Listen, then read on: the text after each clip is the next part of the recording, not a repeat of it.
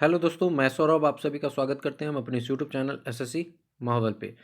तो दोस्तों, आज की इस वीडियो में हम आपको कुछ डिस्कशन करने वाले हैं। तो क्या है चीज़ें आपको वीडियो में पूरी पता चल जाएगी, तो वीडियो को स्किप मत कीजिएगा। और चैनल पे पहली बार होंगे तो चैनल को जरूर सब्सक्राइब कर लीजिएगा, या चैनल अभी तक नहीं किए होंगे सब्सक्राइब तो सब्सक्राइब कर लीजिएगा, क्योंकि आने वाली वीडियो का नोटिफिकेशन आपको मिलेगा और हर एक इंपॉर्टेंट वीडियो आपको इस चैनल पर मिलेगा। ठीक है, वीडियो अच्छी लगे तो लाइक और शेयर करना ना भूलिएगा। अगर आप हमारे टेलीग्राम चैनल से नहीं जुड़े हैं तो डिस्क्रिप्शन में लिंक होगा, आप वहाँ से जुड़ सकते हैं। तो देखो, इस वीडियो में हम बात क्या करने वाले हैं कि आखिर एसएससी की तैयारी हम करें ही क्यों। अब ऐसा मैं क्यों कह रहा हूँ, क्योंकि एसएससी पे भरोसा नहीं। ये क्यों आखिर मैं कह रहा हूँ कि एसएससी पे भरोसा नहीं। आप सब भी जानते होंगे कि जो हमारा जो 2023 में जो एग्ज़ाम हुए एसएससी सीजीएल के, उसमें रिजल्ट में इशू आया। ठीक है, एक रिजल्ट हमारी जो है वो 4 दिसंबर को आई। उस जब उस वो रिजल्ट आई तो उसमें सभी ने देखा कि हमारे जो ज़्यादा मार्क्स थे, रैंक ऊपर नीचे थे, कुछ आदमी अंदर थे, कुछ आदमी बाहर थे। तो इस पे फिर सभी कोई ने जब आवाज़ उठाया तो फिर 6 दिसंबर को जो है रिवाइज रिजल्ट निकाला गया एसएससी के द्वारा। और उसमें में उतनी सही चीज़ें नहीं हुई, जिस पे कि बहुत सारी चीज़ें हुई। कोर्ट में गए लोग, वहाँ पे कोर्ट का ऑर्डर भी आ गया कि आपको एक क्वेश्चन जो है वो चेंज करना होगा। तो उसके अकॉर्डिंग देखा जाए तो रिजल्ट, एसएससी की जो रिजल्ट थी सीजीएल 2023 की, वो सही नहीं थी अकॉर्डिंग टू कोर्ट। ठीक है, अभी क्या है, रिसेंटली हमारा जो है CHSL का एग्ज़ाम हुआ, और CHSL के एग्ज़ाम हुआ तो एसएससी ने एग्ज़ाम लिया, और उसके बाद में 2 नवंबर को हमारी मेंस थी। और मेंस हो गया पेपर, उसके बाद में हम लोग आंसर की वेट कर रहे थे। तो आंसर की लिंक जनरेट हो गई, और उसके बाद में क्या हुआ कि आंसर की आउट नहीं हुई। तो आउट नहीं हुई, और ये जो है 1 मंथ हो चुका था। 1 मंथ से जब ऊपर हो चुका तो इस पर जब आवाज़ उठाया गया कि आंसर की आखिर आ क्यों नहीं रही है, तब एसएससी ने बताया कि हमसे जो है वो डेटा में कुछ गलती हो गया है। और 200 समथिंग कैंडिडेट जो थे वो भी मतलब उनकी जो है ना मार्क्स हम इसको कंसीडर नहीं कर पाए थे। उसमें से 147 जो है हमारे जो है क्वालिफाई कर रहे थे वीएच कैटेगरी के। तो उनकी एडिशनल रिजल्ट निकाली गई, और एडिशनल रिजल्ट निकालकर उनका जो पेपर है वो 10 जनवरी 2024 को कराया गया। ठीक है, तो एक तो एसएससी ने सीएचएसएल में वो गलती किया ही कि आप जब ये रिजल्ट जब चेक कर रहे थे टीयर 1 की, तो उस समय आपसे ये कैसे 147 कैंडिडेट का छूट गया। तो कहीं ना कहीं तो वहाँ पे गलती हुई। उसके बाद अभी जो रिसेंटली रिजल्ट आई है तो उसमें भी सेम कंडीशन, जैसा कि अभी बच्चों के रिस्पॉन्स से आ रहा है कि जो उनके मार्क्स ज़्यादा हैं और उनके सिलेक्शन नहीं हुए, जबकि कम मार्क्स वाले का सिलेक्शन हो चुका है। तो अभी CHSL वाले में ये श्योर कहना कि उसमें कुछ गड़बड़ी है रिजल्ट में, ये सही नहीं है। अभी उसके लिए हम लोग वेट करेंगे। अगर आंसर की आएगी, मार्कशीट आ जाएंगे, सारी चीज़ें क्लियर हो जाएंगी कि क्या चीज़ें हुआ है। लेकिन आखिर ऐसा हो क्यों रहा है कि आखिर हम अपना एग्ज़ाम देने के बाद हम वेट करें, फिर वेट करने के बाद अगर ज़्यादा हो तो हम फिर उसके लिए कैंपेन करें। ये चीज़ें आखिर हो क्यों रही है, इस पे आपको तो मतलब सारी चीज़ें तो आपको सही करनी चाहिए, ऑन टाइम करनी चाहिए। ठीक है, क्योंकि आप सोचो कि हर एक आदमी, आप साल में एक बार वैकेंसी निकालते हो। ठीक है, एसएससी की कोई भी एग्ज़ाम की साल में एक बार ही वैकेंसी आती है। अब वो वैकेंसीज में अगर इतना डिले होगा तो फिर कैसे आदमी अपने आप को फिर आगे के लिए ये करेगा। ठीक है, अभी रिसेंटली क्या हुआ मैं आपको दिखा रहा हूँ। जो इसमें बहुत सारे एसएससी, मैं ये थंबनेल में ऐसा क्यों लिखा हूँ क्योंकि बहुत सारी इशू चल रही हैं जो कि एसएससी को सुधारनी होगी। अब देखो, ये 4 तारीख को 4 मार्च को एसएससी सीपीओ 2023 का नोटिफिकेशन आया। ठीक है, उस नोटिफिकेशन में आप एक चीज़ देखोगे तो मैं आपको क्या दिखा रहा हूँ, सो देख लो। यहाँ पर क्या लिखा गया है, कहाँ गया एज, जस्ट वेट 1 मिनट।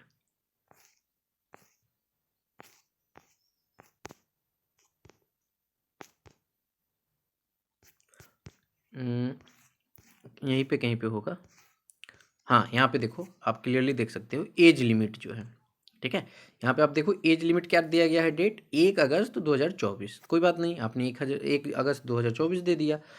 ठीक है, आपने जो एज की लिमिट दी है वो आपने 1 अगस्त को रखा है, कोई इशू नहीं। लेकिन आप ये बताओ, एसएससी से ये क्वेश्चन है कि आप एसएससी सीपीओ जो है 4 मार्च को निकाल रहे हो, 4 मार्च को आप नोटिफिकेशन निकाल रहे हो, ठीक है, तो आपने क्या किया कि इसमें 1 अगस्त 2024 को एज लिमिट काउंट करा दी, ठीक है। अब चलो मैं आपको एक चीज़ और दिखाता हूँ, ठीक है। अब देखो ये जो है आपके आए हैं फेज 12 के नोटिफिकेशन, और ये जो आपके 26 फरवरी को नोटिफिकेशन आया था, और इसमें अगर हम ये एज लिमिट देखें तो यहाँ पे आप देखो क्या मेंशन है, जो कि ये भी जो है आपके 2024 की ही फॉर्म है, ठीक है। ये देखो एज लिमिट क्या लिखा गया है यहाँ पर, एज लिमिट काउंटेड होगा आपके 1 जनवरी 2024 से। तो मैं एसएससी से ये पूछना चाहता हूँ कि अगर आप 26 को ये नोटिफिकेशन निकालते हो 26 फरवरी, ठीक है, 26 को नोटिफिकेशन निकालते हो, तो आप एज काउंट जो रखते हो वो 1 जनवरी रखते हो, और वहीं इससे एक हफ्ते बाद आप जब 4 मार्च को ये नोटिफिकेशन निकालते हो तो उसमें आप 1 अगस्त कर देते हो, जबकि मेरे अकॉर्डिंग 26 से 4 मार्च के इतनी तो गैप नहीं है जितना आपने 1 जनवरी से लेके अगस्त तक आपने रख दिया, 7 मंथ का गैप। तो समझ में नहीं आया कि एक ही ईयर के 2 एग्ज़ाम हैं और अलग अलग एग्ज़ाम में अलग अलग एज काउंट कैसे हुआ। या तो इसमें भी 1 अगस्त 2024 होता, या तो अगर इसमें एक जैसे आपने दिया है 1 जनवरी 2024, तो सीपीओ में भी 1 जनवरी 2024 ही होनी चाहिए थी, और आने वाले जितने भी एग्ज़ाम हैं उसमें भी आपको एज काउंट यही रखना चाहिए था। बट इसके ऊपर बहुत प्रोटेस्ट भी हुआ था, ट्विटर कैंपेन भी हुआ था, बट एसएससी अपने एंड से ही सारी चीज़ें कर रही है। उसको जब 1 अगस्त रखना होता है तो 1 अगस्त रख लेती है, जब 1 जनवरी रखना होता है तो 1 जनवरी रख लेती है। तो इन चीज़ों को मैं रिक्वेस्ट कर रहा हूँ एसएससी से कि इन चीज़ों को कृपया आप क्लियर कीजिए। ऐसा सिस्टम कैसे चलेगा कि अगर कोई मतलब आप एक ही ईयर में आप ही के द्वारा, ऐसा नहीं कि अलग अलग एग्ज़ाम, एसएससी ही सब एग्ज़ाम ले रही है, फेज 12 की भी एसएससी ही लेगी, सीपीओ की एसएससी ही ले रही है, और आने वाले एग्ज़ाम के भी एसएससी ही लेगी। तो इसी में आप ही के द्वारा 1 जनवरी रखा जा रहा है, आप ही के द्वारा 1 अगस्त रखा जा रहा है। सो मैं समझ नहीं पाया कि ये क्या चीज़ें हैं, ठीक है। उसके बाद अगर बात कर लें तो देखो अभी क्या है कि रिजल्ट, जैसे इससे पहले कहाँ रिजल्ट पे ये होता था कि हमारे नंबर कम हो गए तो मेरा सिलेक्शन नहीं है, ज़्यादा नंबर है तो सिलेक्शन नहीं है, ऐसा कुछ नहीं होता था। ये 23 से सीजीएल 23 से स्टार्ट हुआ है, और ये सीएचएसएल में भी जैसा बता रहे हैं कि ऐसा ही कुछ हुआ है, बट वो चीज़ें तो आंसर की आने के बाद ही पता चल पाएगी। लेकिन मैं ये कह रहा हूँ कि इन चीज़ों में हुआ क्या है कि जब भी रिजल्ट ये जो हुआ है ना, एसएससी ने गलती किया है, ठीक है, हमें समझने की ज़रूरत है।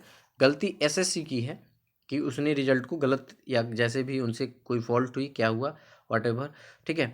तो यहाँ पे गलती जिससे भी हो, बट यहाँ पे कैंडिडेट जो है ना हमारे, वो सिलेक्टेड और अनसिलेक्टेड में बट चुके हैं, और वो एक दूसरे पे एलिगेशन लगा रहे हैं कि हम डिजर्विंग हैं, आप डिजर्विंग नहीं हो, आप डिजर्विंग हो।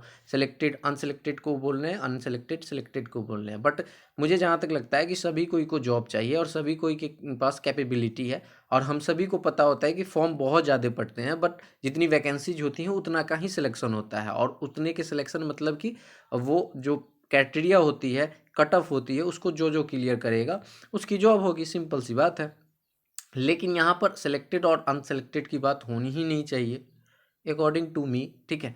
अब ये क्यों हो रहा है पता नहीं। यहाँ देखो इस कंडीशन में क्या है कि हमें जो है ना सभी को एक साथ होना होगा, क्योंकि हमारी जो मांग है वो एसएससी से है, ठीक है, ना कि सिलेक्टेड से। हमारी मांग है कि आप सिलेक्टेड हो तो आप ये, या तो ना तो अनसिलेक्टेड से मांग है कि आप, समझ रहे हो ना।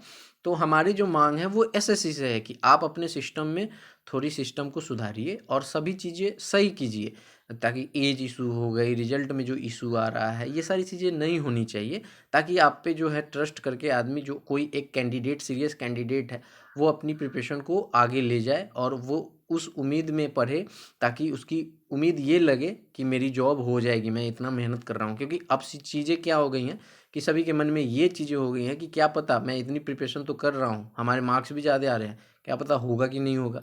तो ये चीज़ें नहीं होनी चाहिए, और सभी से रिक्वेस्ट है कि एक साथ होना पड़ेगा अगर एसएससी से इस चीज़ को सुधरवाना है तो। क्योंकि देखो आज जिसके साथ भी ये चीज़ें हो रही हैं, वो कल किसी और के साथ भी होगी। हो सकता है कि हमारे भाई-बहन जो भी होंगे आने वाले, जो एसएससी को टारगेट करेंगे, उनके साथ ये चीज़ें हो जाए। तो इन चीज़ों को स्टॉप लगाने के लिए तो हम लोग को आगे आना ही पड़ेगा, आवाज़ अपनी एक साथ उठानी पड़ेगी यहाँ पर सिलेक्टेड और अनसिलेक्टेड की बात ही नहीं है, ठीक है। क्योंकि वो जो रिजल्ट जो आएगा, कमीशन जो रिजल्ट या हमारे जो भी हैं, वो तो अलग चीज़ है उनका, कि वो जिनके भी कट ऑफ देंगे, जिनके भी मार्क्स देंगे, जिनके भी पीडीएफ में नाम होंगे, वो अपना देख के देंगे।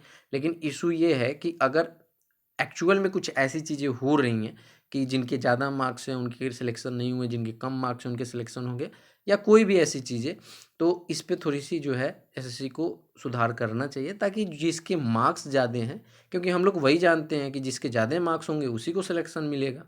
अब अगर ऐसा सिस्टम रहा कि जिसके कम मार्क्स रहे उसको सिलेक्शन मिलेगा, तो फिर कैसे होगा?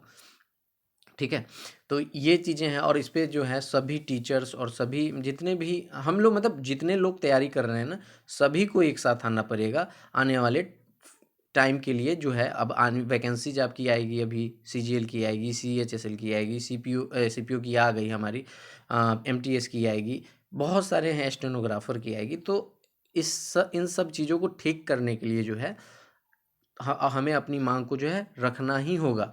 और एसएससी को इस वीडियो से रिक्वेस्ट है एसएससी से कि आप जब भी कोई रिजल्ट जो आप एग्ज़ाम लेते हो, तो उस जब प्रेफरेंस फॉर्म आप, जैसे कि सीएचएसएल, सीजीएल ये सारे हो गए, उसमें आपने प्रेफरेंस फॉर्म फिलअप कराते हो, ऑप्शन कम प्रेफरेंस फॉर्म, तो उसी टाइम आप फाइनल आंसर की जो है वो रिलीज कर दिया करो, ताकि एक्चुअल चीज़ जो है वो पता चल पाए कि ये हमारे फाइनल मार्क्स हैं, इसके बिहाफ पे हमें ये मतलब हम ये डिपार्टमेंट फ़ील करेंगे, या हमारा हो सकता है या नहीं हो सकता है, तो बेटर रहेगा। क्योंकि अभी क्या है कि अब चीज़ें क्या हैं, सही हुई है या गलत हुई है, ये तो कोई नहीं कहेगा, क्योंकि अब वेट करना पड़ेगा। अब वेट किसी से हो नहीं रहा है, अब होगा भी क्यों? क्योंकि मार्क्स ज़्यादा हैं, तो वेट उनको हो नहीं रहा है, ठीक है।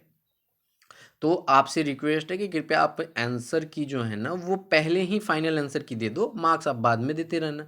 तो फाइनल आंसर की से पता चल जाएगी सारी चीज़ें कि हमारे क्या मार्क्स बन रहे हैं, ठीक है। तो थोड़ी सी आप इम्प्रूव करो, आपसे रिक्वेस्ट है, और सारी चीज़ें सही से होनी चाहिए, ठीक है। चाहे आप एज इशू की बात करो, एज लिमिट की एक एज डेट होनी चाहिए, एक वो फिक्स करो, 1 जनवरी लेना है या 1 अगस्त लेना है, ताकि अब देखो कोई अगर फेज 12 की नोटिफिकेशन को कोई पढ़ा होगा और उसकी एज 1 जनवरी 2024 से वो फॉर्म इस बार दे सकता है, तो वो अगर सीपीओ को टारगेट कर रहा था, तो उसे लगा कि चलिए जब इसमें 1 जनवरी आ चुका है तो सीपीओ में भी 1 जनवरी ही आएगा, लेकिन वो सीपीओ का फॉर्म देखा तो वो 1 अगस्त आ गया, अब वो जो है फॉर्म से आउट हो चुका है। तो ये चीज़ें हैं, थोड़ी सी इम्प्रूव करने की ज़रूरत है।